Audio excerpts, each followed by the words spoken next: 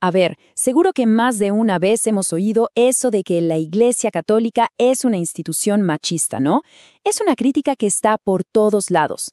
Pero, ¿qué pasa si les digo que hay toda una corriente de historiadores y sociólogos que al ver los datos duros argumentan justo lo contrario? Bueno, vamos a meternos de lleno en esa perspectiva. Y aquí está el meollo del asunto. Esa narrativa tan popular sobre la opresión de la mujer, ¿de verdad se sostiene cuando la ponemos cara a cara con los registros históricos? Las fuentes que analizamos aquí proponen un no rotundo, y vamos a ver por qué. Así que, miren, tenemos dos visiones que no podrían ser más opuestas. Por un lado, una jaula cultural. Por el otro, una fuerza de liberación. Para poder evaluar si la Iglesia de verdad elevó la dignidad de la mujer, primero tenemos que entender de dónde veníamos. O sea, cómo era el mundo para ellas antes de todo esto. Y aquí es donde arranca el argumento de las fuentes. Para entender el verdadero impacto de una idea, primero hay que ver el panorama que había antes de que esa idea llegara. Así que hagamos un viaje rápido a la era precristiana. Pensemos en las superpotencias de la época, Grecia y Roma. La situación para una mujer ahí era, francamente, desoladora. No eran consideradas ciudadanas con todos los derechos. Legalmente, eran propiedad de un hombre. Propiedad. No podían heredar, no tenían ni voz ni voto en política. Y algo que es todavía más fuerte. El infanticidio femenino era una práctica común y totalmente aceptada. Ese era el mundo al que llegó el cristianismo. Y es justo en medio de ese panorama que, según las fuentes, las enseñanzas del cristianismo primitivo no fueron una simple mejora, fueron una auténtica revolución cultural para la mujer. Y aquí es donde el argumento se pone realmente interesante. Miren estas acciones. Hoy nos parecen de lo más normales, ¿verdad? Pero en el siglo I eran un escándalo. Un maestro religioso dialogando con mujeres en público, poniéndolas como ejemplos morales. Y el remate, elegirlas a ellas como las primeras testigos de la resurrección. Pensemos un segundo en esto. En una sociedad donde el testimonio de una mujer no valía nada en un juicio, este acto era una declaración de principios brutal. Pero bueno, una cosa son las enseñanzas en el papel y otra los hechos en la vida real. ¿Esto se tradujo en algo concreto? Las fuentes nos muestran varios casos de mujeres que, dentro de la misma estructura de la Iglesia, alcanzaron una influencia que era simplemente impensable para su época. Tomemos, por ejemplo, a Hildegarda de Bingen. Estamos en pleno siglo XII, una época donde el conocimiento era un club casi exclusivo para hombres. Y de repente, en ese contexto, aparece ella y se convierte en una de las mentes más brillantes de toda Europa.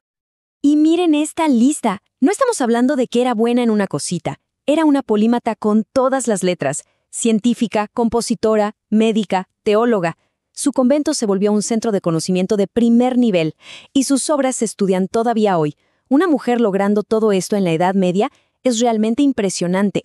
Ahora, avancemos 200 años y nos encontramos con un caso, si se quiere, todavía más radical. Catalina de Siena. Ella no venía de la nobleza, no tenía educación formal. Era una mujer del pueblo que se transformó en una de las figuras políticas y espirituales más influyentes de su tiempo. A ver, paremos un segundo a procesar lo que esto significa. Una mujer sin estudios formales aconsejando directamente al Papa. ¡Al Papa! Mediando en guerras entre las repúblicas italianas. Su influencia fue pero tan grande que siglos después la Iglesia la nombró doctora por la tremenda profundidad de sus escritos. Para la época, esto es algo fuera de serie. Y este patrón no se quedó en la Edad Media, para nada. Ya en el siglo XX tenemos a la Madre Teresa de Calcuta, una figura que todo el mundo reconoce. Ganó el Premio Nobel de la Paz por crear una de las redes de caridad más gigantescas y con mayor impacto a nivel global. Esta cita de una de las fuentes lo resume de una forma muy directa. Ninguna institución premoderna promovió más el liderazgo femenino que la Iglesia. Es una afirmación súper fuerte, ¿no? Lo que sugiere es que la Iglesia no solo no era un obstáculo, sino que quizás era la única plataforma que existía para que mujeres con talento y ambición pudieran destacar en esos siglos. Ok, los ejemplos históricos son potentes, sin duda. Pero, ¿y la ciencia social moderna? ¿Se puede medir de alguna forma este supuesto impacto positivo? Bueno, aquí es donde el análisis se mete en el terreno de la sociología. La figura clave aquí es un señor llamado Rodney Stark, y esto es súper importante. Stark es un sociólogo de la religión muy respetado, pero no es católico. Esto le da una perspectiva académica, externa, imparcial al tema. Y lo que encontró con sus datos es, como mínimo, sorprendente. Stark halló una correlación directa. A medida que el cristianismo se expandía en una zona, pasaban 3 cosas. 1. El estatus de la mujer mejoraba. 2. El infanticidio de niñas caía en picada. Y 3. Las mujeres cristianas vivían, en promedio, más tiempo que sus contemporáneas paganas.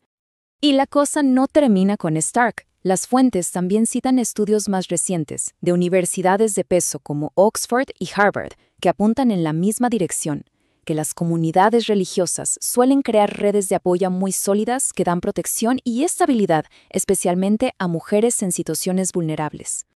Todo esto nos lleva a la pregunta del millón. Si los datos históricos y sociológicos apuntan para allá, ¿por qué la narrativa de que la Iglesia es machista sigue tan fuerte? ¿De dónde viene esa desconexión? La explicación que proponen estas fuentes se basa en una distinción que es clave. El argumento es que solemos confundir 2 cosas. Una cosa son las acciones, los pecados, los crímenes terribles cometidos por individuos a lo largo de la historia, y otra muy distinta es la doctrina central de la Iglesia. Y lo que se defiende aquí es que esa doctrina, en su núcleo, siempre ha afirmado la dignidad de la mujer. Y esta es la conclusión final del argumento, una afirmación audaz que básicamente resume toda esta contranarrativa, que lejos de ser una fuerza de opresión, el registro histórico y científico muestra a la Iglesia como una institución que, en esencia, ha empoderado a las mujeres. Así que cerramos con una pregunta que da para pensar. Más allá de con qué versión nos quedemos, quizá lo más interesante de todo es que existan 2 relatos tan opuestos. ¿Por qué una visión de la historia se vuelve la dominante, mientras que otra, que parece tener ciertos datos que la respaldan, queda casi en la sombra? La respuesta, muy probablemente, es tan compleja como la historia misma.